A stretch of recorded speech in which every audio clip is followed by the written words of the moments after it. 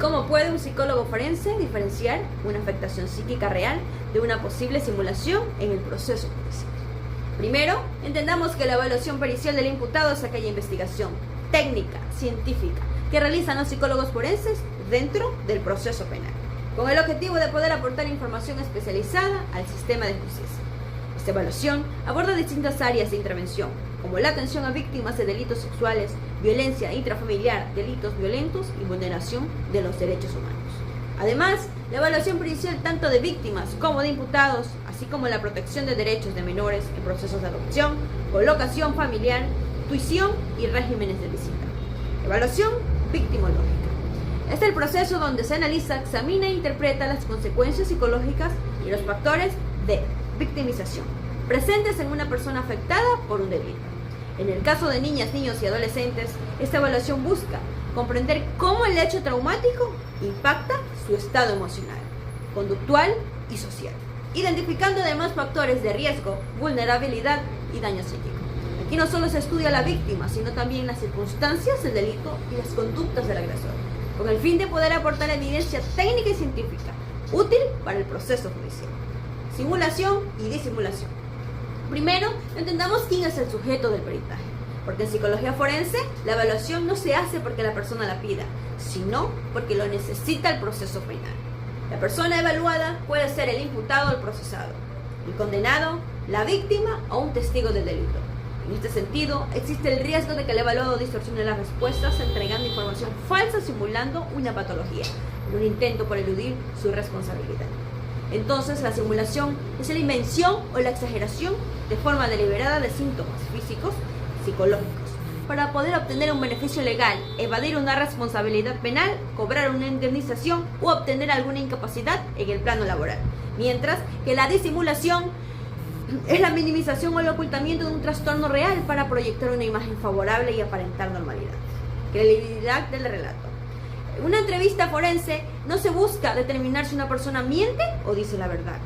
Los peritos evalúan la calidad, el contenido y la consistencia de la declaración para poder identificar si proviene de una experiencia realmente vivida o si está influenciada por factores externos o emocionales.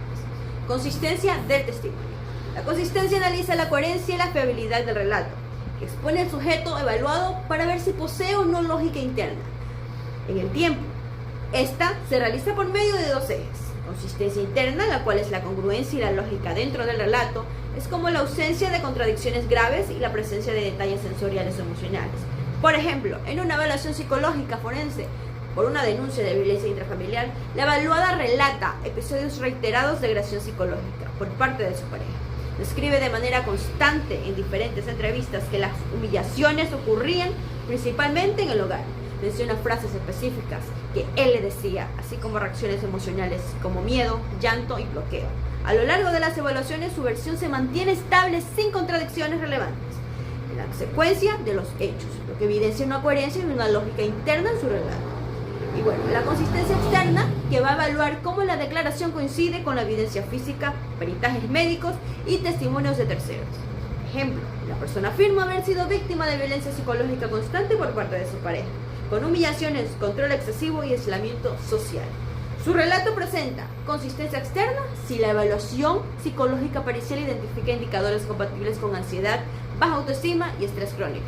Si estos hallazgos coinciden con lo reportado por personas cercanas sobre su dinámica de maltrato emocional, para ello, el perito usa protocolos estandarizados que permiten discriminar si la declaración proviene de una experiencia directa o si puede solo estar influenciada por falsas memorias, distorsiones cognitivas o factores emocionales. Uso de entrevistas y pruebas psicométricas. En este campo se usa la entrevista pericial, siendo pilar de toda evaluación forense, pudiendo ser esta estructurada o semiestructurada. Ambas orientadas plenamente a explorar el estado mental y los detalles del caso, y las pruebas psicométricas pues están diseñadas únicamente para el uso del auxiliar del sistema de justicia, cual sirve como un escudo científico, y estas pueden ser evaluadas para la personalidad, detención de simulación, evaluación de riesgo de violencia y reincidencia, neuropsicología, capacidad intelectual, daño psíquico y secuelas. ¿Qué errores puede cometer un perito? Los errores afectan la validez y la fiabilidad del proceso. Entre ellos se encuentra formular preguntas sugeridas o con opciones cerradas, lo cual puede influir en las respuestas del evaluado, siendo más adecuado el uso de entrevistas abiertas. También constituye un error emplear técnicas sugerentes o pruebas psicométricas no adaptadas al contexto forense.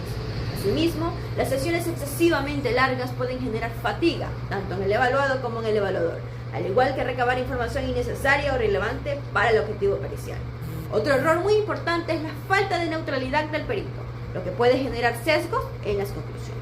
En la elaboración del informe es incorrecto realizarlo de forma excesiva, larga o corta, así como redactarlo de manera blindada, o sea, sin una explicación clara de la metodología y los resultados.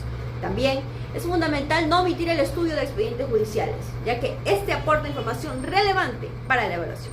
En la entrevista constituye un error que un evaluador hable más que el evaluado, así como no respetar el ritmo emocional del entrevistado y no saber crear un clima de confianza adecuado, lo que puede afectar la calidad de información obtenida y la validez del proceso pericial. ¿Cómo evitamos una revictimización? Primero, debemos priorizar el bienestar del evaluado por encima de la recolección de datos, reduciendo su exposición innecesaria, usando técnicas de entrevistas especializadas que minimicen el impacto emocional del relato, de modo que el sujeto no repita su testimonio varias veces. También se debe asegurar un trato empático, una protección adecuada y un acompañamiento psicológico durante todo el proceso. Fundamental es coordinar los procedimientos para que la evaluación sea lo más breve y organizada posible, evitando preguntas innecesarias o invasivas que puedan hacer que la persona reviva un trauma. ¿Qué implica la neutralidad profesional?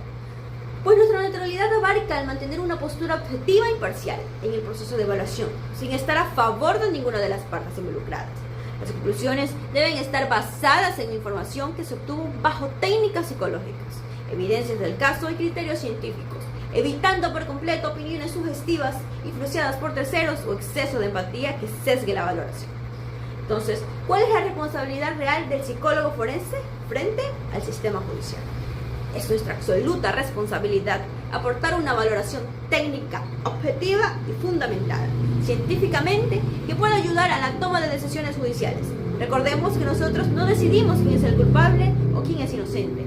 Eso dejémoselo al juez. Nosotros evaluamos el estado psicológico del implicado, analizamos coherencia, credibilidad y el estado mental importante para el caso.